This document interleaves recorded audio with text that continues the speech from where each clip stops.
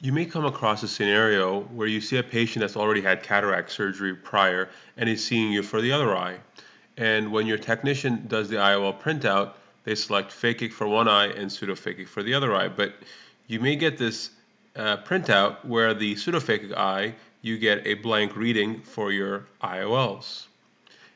The reason for this, and this is really based on the kind of formula that you use, is the formula that I'm specifically using for this case is the Barrett Universal 2 formula. And this formula uses lens thickness.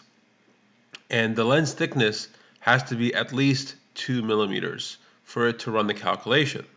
So in the phakic eye, we see a lens thickness of 4.69, and it uses that value to generate this printout.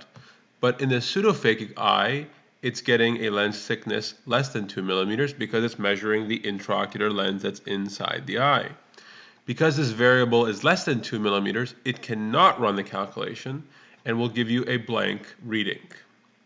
So how do you go about this? Well, it's actually a relatively simple way to overcome this issue, and you just basically get rid of lens thickness altogether. So I'm going to show you a separate printout. Here's a different patient. In this case, the right eye is pseudophakic, the left eye is phakic, and the technician here has deleted lens thickness altogether in the pseudophakic eye, and now the Barrett Universal 2 formula can give me relevant IOL calculations for this patient once I've removed the lens thickness, and this is the phakic eye.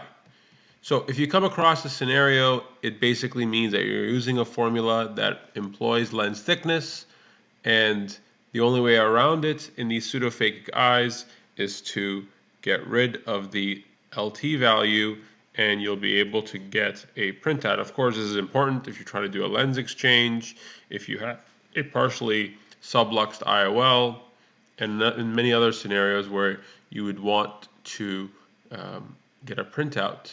And it's also just nice to compare the printout of the right eye to the left eye. I hope you found this video to be useful, and thanks for watching.